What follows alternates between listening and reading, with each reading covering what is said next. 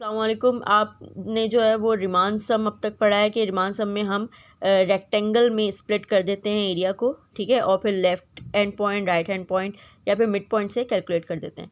अब lower sum और अपर सम क्या होता है? लोअर सम बेसिकली ये होता है कि आप फंक्शन के नीचे नीचे ही रेक्टेंगल्स बनाते हैं उसमें और फिर उसको कैलकुलेट करते हैं, उस एरिया को कैलकुलेट करते हैं।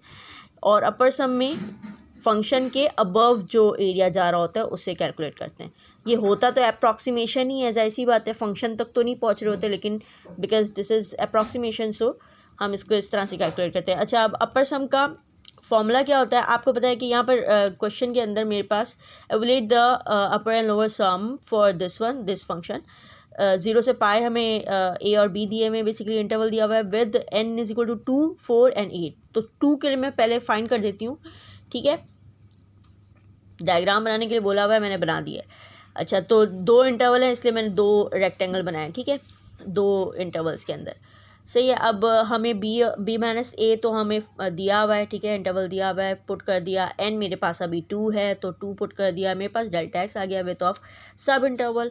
सो अपर सम जो है वो आपके पास वही समीशन वाला फॉर्मूला है बेसिकली, लेकिन समीशन वाला फॉर्मूला 2 इंटरवल से इसे मैंने सिर्फ 2 ही वो लिख दी हैं, वो लिखने की ज़रूरत नहीं है। समीशन वाला फॉर्मूला पूरा x1 है और x2 है। x1 और x2 बेसिकली होता क्या है?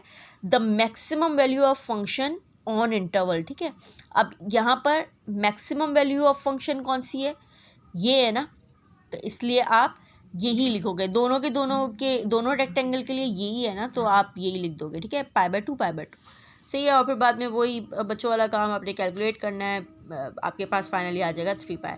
अब देखें, लोअर सम फाइंड करने के लिए मिनिमम देखते हैं। x1 और x2 जो है वो मिनिमम देखते हैं। तो मिनिमम कौन कौन है? मिनिमम 0 पे है, π/2 पर है, और 0 पे है और पाई पर है। π/2 पे तो मैक्सिमम है, 0 पे मिनिमम है और पाई पर है, 2 पर है ना, ठीक है। तो आपने x1 के लिए 0 रख दिया और x2 के लिए पाई रख दिया और फिर बस पुट करके वैल्यू और फिर कैलकुलेट किया। आपके पास साइन 0 भी 0 होता है, साइन पाई भी 0 होता है, ठीक है, और 2 पाई आपके पास आंसर आ गया। अब n इज इक्वल टू 4 के लिए मैं बेसिकली पूरा क्वेश्चन सॉल्व नहीं कर रही, बस मैंने डायग्राम बना दिए, ठीक है। डायग्राम आप ऐसे भी बना सकते हो, ठीक है, दोनों को इसी में एक में शो करके।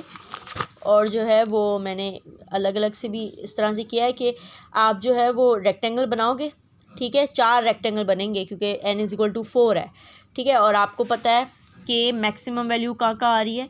एक तो इस रेक्टेंगल की यहाँ पर आ रही है, एक यहाँ पर आ रही है, एक यहाँ पर आ रही है, ठीक है। इस रेक्टेंगल की जो है वो यहाँ पर आ रही है और यहाँ पर आ रही है, और बाकी जो है इसकी और इसकी यहाँ पर आ रही है। मतलब कि इस रेक्टेंगल को अगर देखो तो यहाँ पर आ रही है, इस रेक्टेंगल को देखो तो यहाँ पर आ रही है π/2 पर, और इस रेक्टेंगल की भी मैक्सिमम वैल्यू यहीं पर आ रही है, और इस रेक्टेंगल की मैक्सिमम वैल्यू जो है वो यहाँ पर आ रही है, ठीक है। तो आपने जो है वो पुट कर देना है। एक x1 will be equal to π/4, x2 will be equal to π/2, x3 will be equal to π/2 also, and x4 will be equal to 3π/4, और फिर कैलकुलेट कर लेना। इसी तरह से लोअर सम फाइंड करने के लिए आपके पास मिनिमम वैल्यू जो है वो कहाँ है? एक तो 0 पे है, ठीक है, और एक π/4 पर है। ये देखें π/4, ये जो है मिनिमम वैल्यू है, ये मिनिमम वैल्यू है फंक्शन के ऊपर। और फिर ये इस रेक्टेंगल की मिनिमम वैल्यू जो है वो इसके ऊपर है, और मतलब ये 3π/4, और इस रेक्टेंगल की मिनिमम वैल्यू फंक्शन के ऊपर इस पाई पर है, ठीक है। इस तरह से आप पुट कर लोगे एंड गेट द आंसर।